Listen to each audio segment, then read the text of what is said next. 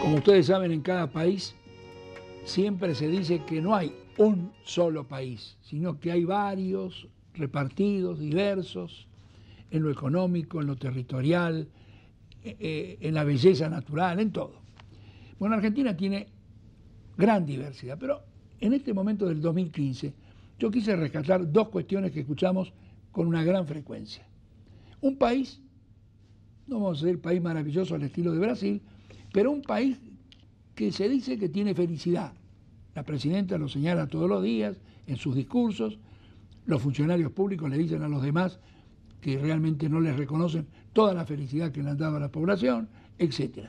Y por el otro lado, no es solamente la oposición, sino un sector de la sociedad que percibe que algo se está preparando, como no se resuelven algunas cosas en esta época, ni vamos a hablar de cuántas cosas que no se resuelven, no sabemos si se van a resolver, pero algunos dicen que se están preparando una especie de bomba, algo que va a estallar en diciembre del año próximo, cuando asuma necesariamente un nuevo mandatario, que no sabemos si no es de la línea oficial del gobierno o de la oposición, pero que algo va a tener que estallar.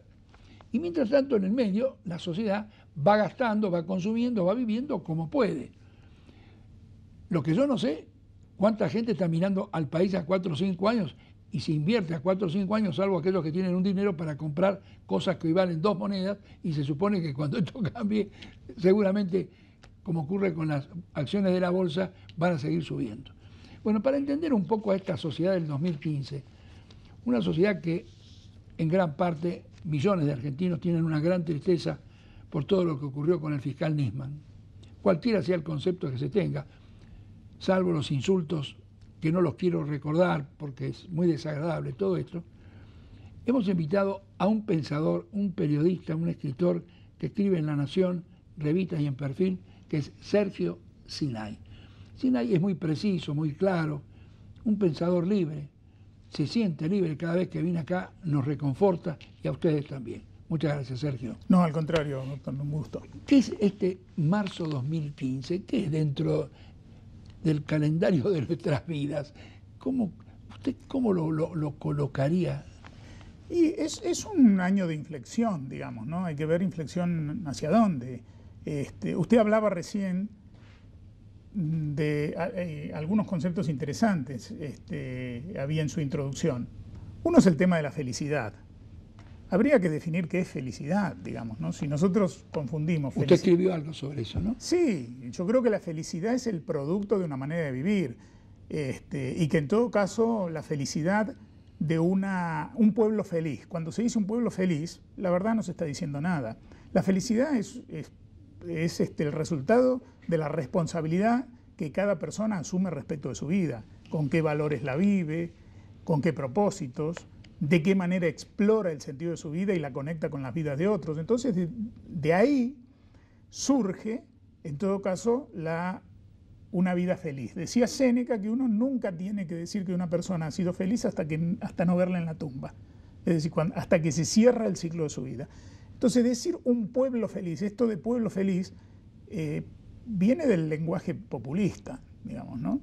El lenguaje, en el populismo hay una cosmovisión de un pueblo feliz, ingenuo, inocente, unido, que de pronto se ve fragmentado, amenazado, despojado por alguna fuerza oscura que generalmente viene de afuera o que es ajena a ese pueblo, llámele corporaciones económicas, llámele otras etnias según el país y los tiempos, llámele un determinado imperialismo o lo que fuera. El populismo necesita siempre decirle a ese pueblo, donde en ese concepto de pueblo no se admite la diversidad y no se admite el pensamiento individual. Tenemos que pensar todos igual y ser todos felices en la dirección en que el líder marca que debemos ser felices, ¿no? Tenemos las 20 verdades de un líder, tenemos el evangelio del amor de otro líder como Chávez. Siempre el líder populista dice, yo tengo un evangelio de la felicidad, y tengo la llave. Yo tengo la llave y yo tengo la liturgia. Si cumplimos con todo esto y me siguen, yo les voy a devolver algo que alguna vez este pueblo tuvo, ¿no? Ahí empieza el relato, cuando se empieza a relatar algo que este pueblo tuvo, que es idealizado. No importa si existió o no existió, lo que importa es que el relato cree la sensación de que eso existió, y entonces desde el populismo se propone un futuro que en realidad es el pasado. Y esto lo ligo con otra cosa que usted decía, el pensar a 4 o 5 años, pensar a 4 o 5 años hacia adelante. En general acá el discurso, la promesa, y la promesa repetida a lo largo de las experiencias populistas de la Argentina, que desgraciadamente se suceden unas a otras, es siempre un futuro que se parece al pasado. Un futuro que es recuperar un pasado que ni siquiera sabemos si existió y que en la medida que se van agregando nuevas generaciones, cada vez es más mítico y menos real, porque esas generaciones, si alguna tuvo alguna experiencia parecida a ese pasado, fueron generaciones que ya van quedando muy atrás. Y las nuevas generaciones no han tenido eso, pero creen este relato. Y este relato obliga a fragmentar y a decir, de este lado estamos nosotros, los que damos felicidad, y del otro lado están los que la roban. Mire, no estamos exagerando. Cuando la presidenta hace pocos días dijo, mirando la cámara, ¿sí? No se olviden ustedes cuando ya no estemos que a ustedes les pueden sacar las cosas, Claro. Se van a acordar de nosotros, como diciendo, después que nos vamos nos van a venir a buscar seguramente, porque Claro. Esa es una versión. Ahora, los de la bomba, los que va a explotar la bomba. Lo que pasa es que cuando... ¿Sabe cuando hablamos de explotar la bomba, el tema del dólar y todo lo que... Lo que pasa es que cuando... Hay que evitar entrar en este juego de la polarización. Porque si de un lado dicen, nosotros somos los que damos la felicidad, pero como nos tenemos que ir ahora, lo que les espera a ustedes, pueblo, es la infelicidad absoluta y les van a robar todo lo que nosotros les dimos. Que además hay que ver si es verdad que lo dieron o no, o si también mucho de eso es un relato. Si la respuesta ante eso del otro lado es aceptar este juego de polarizaciones, lo que se va a instalar desde este marzo que usted marcaba como hito hasta el final de este año, o hasta las elecciones al menos, es la política del miedo, la política del terror. El terror de un lado, el terror del otro lado. Yo creo que hay que salir de ahí. Y de ahí, de la única manera que se puede salir, es proponiendo un futuro que esté en el futuro, no que esté en el pasado. Ahora, ¿esto qué significa? Esto significa programas. Esto significa menos imagen, menos apostar a la imagen, a cuál es la novia del candidato, o cómo se va a vestir, o a cuántos nenes va a besar, y a que realmente pueda comunicar cuál es la sociedad que nos propone para vivir en esa sociedad. Y otra cosa que es importante... Pero hoy están hablando, o sea, los candidatos de la sociedad que nos... ¿Usted sabe la sociedad que nos propone? Yo no lo sé. ¿A usted le queda claro? Mire, yo no lo sé. Yo le digo, como habitante de la ciudad de Buenos Aires, no sé, ningún candidato me ha dicho, ningún candidato, ni el mejor ni el peor posicionado me ha dicho todavía, ¿qué va a hacer con las mafias que en este momento van apoderándose de la ciudad? Mafias de trapitos, mafias de vendedores ambulantes, el juego, un montón de... Nadie ha dicho qué va a hacer con eso. Y entonces yo digo, si alguien que no puede hacer nada con los trapitos, alguien que no puede hacer nada con los vendedores ambulantes, ¿va a poder hacer algo con el país? Me pregunto, yo creo que como ciudadanos, como votantes, tenemos en este momento nosotros, los ciudadanos, una herramienta poderosa en nuestras manos, que es una herramienta que se vuelve poderosa cada 4 años, el voto. Entonces, este voto lo que exige es que pensemos, nos exige un trabajo a nosotros como ciudadanos. Pensar, cotejar, comparar, evaluar y decidir responsablemente. Todo esto se llama pensar. Cuando no pensamos, o cuando tercerizamos el pensamiento. ¿Qué es tercerizar el pensamiento? Es decir, bueno, yo voy a seguir a porque me gusta, porque me cae simpático, porque parece tierno, porque es ahí dejamos de pensar. Y yo creo que como nosotros, desde este marzo hasta octubre, tenemos como ciudadanos la obligación de pensar y sopesar cada una de las palabras y encontrar quién nos habla de un futuro que esté en el futuro, que sea una sociedad con valores, con leyes, que nos saque de esta anomia, porque la Argentina es una sociedad que tiene leyes y tiene todos los aparatos de la justicia, pero no tiene ley. Tiene leyes, pero no tiene ley en su vida cotidiana.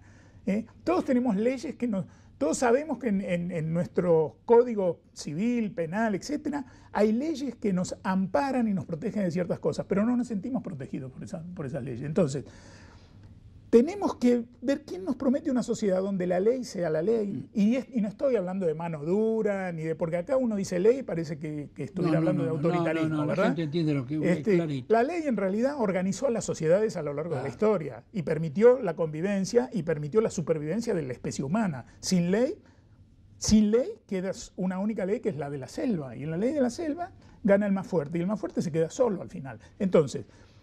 Y no solo una sociedad, digamos, con qué tipo de relaciones entre las personas, con qué tipo de relaciones entre el Estado y el ciudadano, con qué espacio para el ciudadano, qué deberes nos van a proponer, porque esto es importante, que no nos hablen tanto de derechos y que nos recuerden nuestros deberes y que nos inviten a cumplir con esos deberes. La otra cosa que escuchamos es cómo seguimos financiando este Estado, por un lado, y la sociedad cómo se autofinancia para vivir.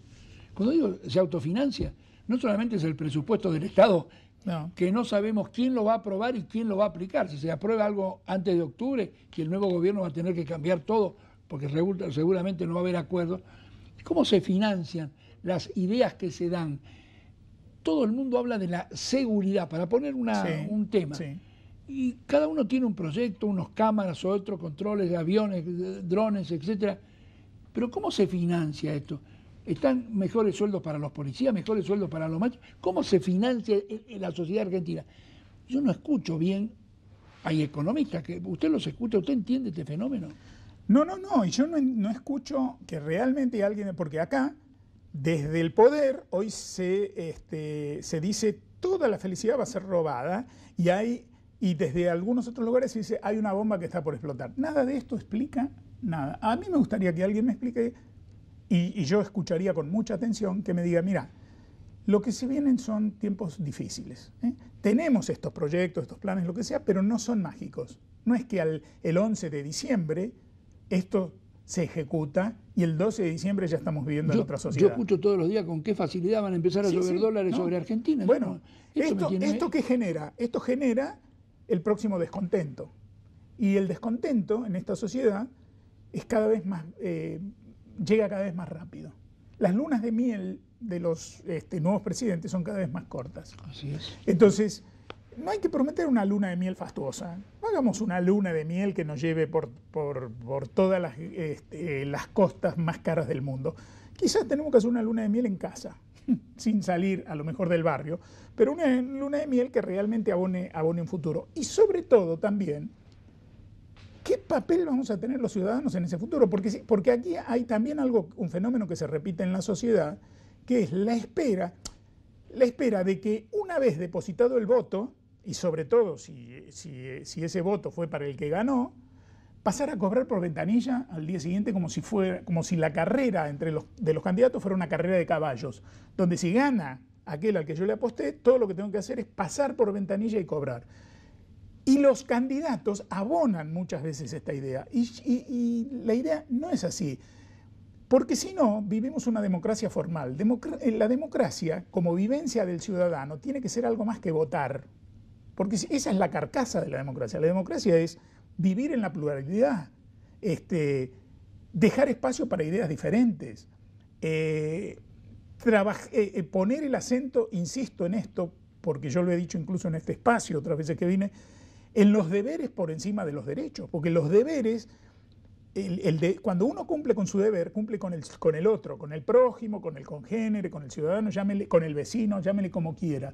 Pero cuando uno está solamente centrado en sus derechos, está olvidado de los otros y está mirando ante todo su propio ombligo. Y esta es una sociedad donde cada persona ha creado un derecho. Bien, ¿usted cree que hay una renovación política a la vista en los pocos meses que uno ve para producir una expectativa de esperanza, o usted cree que se sigue repitiendo metodología y dirigencia vieja? Veo algunos atisbos en algunas cosas que se escuchan, algunos atisbos que espero que sean conscientes y no casuales de parte de quienes los van diciendo, de empezar a pensar y a trabajar un país que resuelva esta vieja tensión que tiene la Argentina entre populismo y democracia, porque el populismo y democracia no pueden ir juntos, no se llevan juntos, porque al populismo los mecanismos constitucionales le molestan y las instituciones republicanas le son un estorbo, porque necesita poder tener todo el poder sin obstáculos y ser el conductor único de ese pueblo que nunca se opone y que nunca discute. Entonces, lo que nunca ha resuelto la Argentina es la tensión entre populismo y democracia, y se ha querido resolverla de manera fácil y de manera falsa también, fácil y falsa, que es creyendo que se puede ser populista en el discurso y democrático y usar las instituciones de la democracia. No, si se usan las instituciones de la democracia no se puede ser populista, porque hay que admitir los límites, los controles que hacen. Claro, y la pluralidad y la diversidad. Entonces no se puede. Y la Argentina, mientras la Argentina no resuelva esto, no va a entrar en la modernidad del pensamiento y en la modernidad política. Entonces, algunas cosas que yo he escuchado y que son muy resistidas, por ejemplo, en la convención radical del otro día se escuchó algo de esto, pero fue muy resistido por quienes seguían apuntando al populismo dentro del mismo partido, que ven quizás con las decisiones tomadas un poco frustrados sueños o proyectos populistas que tienen ellos, con otra camiseta, pero populistas. Dentro del PRO o de estos partidos, algunas voces disfrazan el populismo de cierto modernismo eficientista, pero otras voces apuntan más a mecanismos democráticos y republicanos. Por supuesto que en el partido gobernante es obvio que esto no existe, y además lo que se va viendo es cada vez más una política de terror, de insulto, de insultos cobardes. Realmente usted no lo quería mencionar, permíteme que yo lo traiga, pero lo quiero decir. A mí me parece que lo que se ha hecho... El fiscal Nisman, ¿qué tiene que ver? Hay que ser un ángel con patente y certificado de ángel traído desde el cielo para poder hacer una denuncia. Es decir, ¿por qué se desvía el tema? El tema es la denuncia. El tema es la denuncia. Y la verdad que la cobardía de dirigentes que están al frente de la nación, con que... Yo no digo que han ensuciado al fiscal Nisman. En realidad, ni siquiera lo han ensuciado, lo han insultado a alguien que no se puede defender. Alguien, además, el insultante, el mayor insultador de acá, es quien se pretende más hombre que todos, y es el más cobarde de todos, desde mi punto de vista. Pero bueno, estas son las cosas que en un país que quiere entrar en la modernidad, no en el modernismo, sino realmente en la modernidad de las instituciones, de la convivencia, de la democracia, todo esto, no se puede permitir, y esto además tiene que tener un castigo. No puede ser impune. A ver, ¿qué es lo que no puede ser impune? Estoy hablando de la decencia, la corrupción o este tipo de hechos como el de Nisman. Lo que no puede quedar sin avanzar es la denuncia de Nisman. Nisman hizo una denuncia importante. Si después si estaba floja de papeles, no estaba floja de papeles, no lo sabemos, porque como eso se abortó. Por lo menos floja de videos no estaba. Floja de videos no estaba, floja de escuchas no estaba, ¿sí? Y se abortó. Y se abortó. Entonces hay que retomar esto y llevarlo hasta el final. Si esto en los años que vienen, este tema y cualquier otro tema que aparezca y que afecte a la vida de la nación y al futuro de la nación y a la moral de la nación, digamos, y a la honorabilidad de la nación, de la república, si temas como estos se van a llevar hasta el final, todos vamos a empezar a creer en las instituciones, en quienes están al frente de las instituciones, nos vamos a empezar a comprometer, porque parte de la falta de compromiso de la sociedad tiene que ver con el desencanto también. Bien, ¿usted cómo haría, Sergio, discúlpeme que lo pare ahí abruptamente, ¿qué diría usted que debieran hacer los nuevos dirigentes que pretenden gobernar la nación, entre nacionales y provinciales, para que la gente comenzara a creer? Ejemplo que quiero señalar. Debieran decir ahora cuál es su patrimonio en el año 2015 para que la sociedad pueda certificar si dentro de unos años, desde cualquier posición que estén, lo mantienen, lo incrementan o algo así. Yo doy este ejemplo para ser concreto, y otros mejores. ¿Cuál sería el mejor testimonio para la sociedad? Eso desde ya, eso me parece que es obligatorio, ¿no? Pero exhibirlo y publicarlo en el diario. Exhibirlo, si es publicarlo en el diario y que cada ciudadano tenga acceso a eso todas las veces que quiera y a un seguimiento de ese patrimonio todas las veces que quiera. También deberían decirnos, quienes aspiran a gobernarnos, qué es lo que no pueden hacer. Porque todos parecen Superman, ¿viste? Todos pueden hacer todo y nos prometen de nuevo una felicidad que después no se concreta. Entonces, a mí me gustaría que me digan cómo van a hacer lo que dicen que van a hacer y que también me cuenten qué es lo que no pueden hacer, o sea, para que no nos ilusionemos en vano y que entonces las reglas de juego estén claras desde el principio. Claro, va a ser muy difícil que digan lo que no pueden hacer. Bueno, es arriesgado, es audaz, pero si no, hacemos siempre, giramos como en una noria, que a lo mejor se pinta de diferente color, anaranjado, amarillo, lo que sea, pero siempre la misma noria. Entonces, a mí me parece que como nunca, hoy la Argentina requiere honestidad. Ni siquiera iba a decir sinceridad, honestidad, porque la sinceridad es una consecuencia la sinceridad es una consecuencia de la honestidad. Entonces, honestidad moral, honestidad económica, honestidad en la manera de vivir y en la manera de hablar. Y también, lo que yo confío mucho, mire, si yo voy a un médico y mientras yo le estoy diciendo mis síntomas, el médico agarra un manual y va leyendo, a ver, y me dice, a ver, déjeme ver, y va leyendo, yo puedo hacer dos cosas ante eso. Decir, este es un chanta, porque tiene que ir al manual para ver lo que pasa, o yo puedo decir, yo en este médico creo, porque no me está respondiendo en el aire, ni es puro verso lo que me dice, sino que verifica sus pensamientos a ver si está en lo cierto lo que está pensando o no, o si tiene que ver otra cosa. Bueno, la Argentina, o los argentinos como pacientes, hemos ido a médicos que nos dijeron, tranquilo, yo te voy a curar, no te vas a enfermar nunca más y te garantizo además la inmortalidad.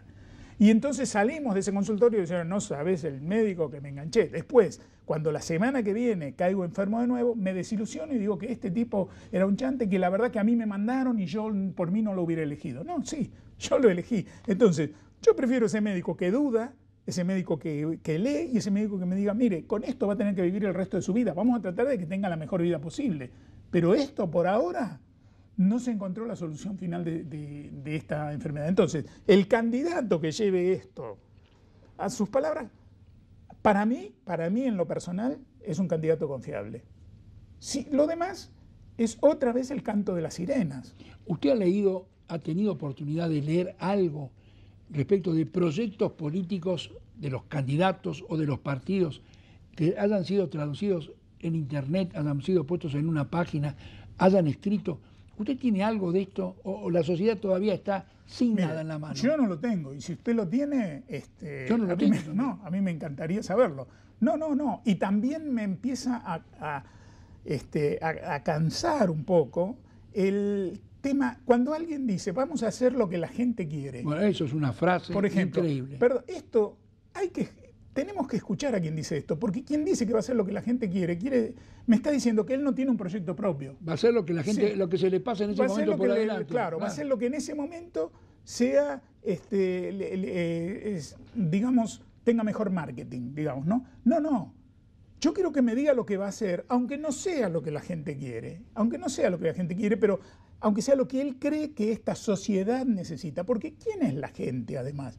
La gente, ya lo decía Viktor Frankl, lo decía Carl Jung, que eran grandes pensadores, además de médicos, terapeutas, veían no solamente al individuo o la patología, sino la sociedad en su conjunto. Decían que cuando la individualidad, que es la autonomía de pensamiento de una persona, la responsabilidad, la capacidad de hacerse cargo de su vida, se diluye en una masa llamada la gente, la hinchada, el electorado, el mercado, lo que sea, entonces desaparecen las responsabilidades. No hay responsable. ¿Quién es la gente? No es nada, es una especie de masa abstracta, un ente abstracto. Entonces, no es lo que la gente quiere. Además, ¿qué gente? Hay gente honesta y deshonesta. Hay gente rica y gente pobre. Hay gente rica y gente pobre. Hay gente esperanzada y hay gente escéptica. Hay gente que es honesta y hay gente que roba. Entonces, ¿qué gente? Cuando dicen la gente, ¿quién es la gente? ¿Qué es esta homogeneidad ficticia? La culta y la inculta. Hay de todo. Mire, Sí, esto de que sí. quiero escuchar, ¿a quién quiero escuchar? Sí. Yo escucho a qué gente. Sí. Voy a escuchar a una gente Sí. a un barrio, Sí. a una villa, y voy a escuchar a la gente en otro barrio que tiene torres. Son dos exposiciones distintas. Absolutamente. Seguramente. Y después hay gente que piensa y gente que no piensa. O sea, y como yo le decía al principio, pensar es dudar, pensar es cotejar, pensar es evaluar, pensar es arriesgar, pensar es darse cuenta que uno no sabe. Y hay Pero al gente- final proponer, el asunto es Sí, proponer. sí. Y Y los bueno. caminos para ver cómo Bueno. salimos, si solos o acompañados. Y bueno, entonces, vamos a tener una nueva oportunidad. Cada 4 años tenemos una oportunidad y se escuchan de nuevo algunas frases hechas como vamos a decidir el futuro. Estamos decidiendo futuros muy cortos en general. Entonces, decidamos un futuro que esté en el futuro. Yo vuelvo a esto. ¿no? El futuro no solamente soy yo, sino el que me va a seguir. Claro, y un Que me claro, gustaría que firme conmigo a ver cómo va a seguir. ¿no? absolutamente. Y un futuro que no tenemos por qué todos ir como corderito detrás de una campanilla hacia un mismo y único futuro. Digamos que un buen futuro podría ser un futuro que admita la diversidad de pensamiento. Esperemos que así se dé, Sergio. Realmente Ojalá. gracias por su aporte, por su pasión y por su precisión. Permanentemente, cuando lo invitamos, usted marca una ruta en el tiempo pasado, muy pocas veces lo analizamos, siempre hacia el futuro. Muchas gracias. Al contrario, gracias. Director, un momento y ya regresamos.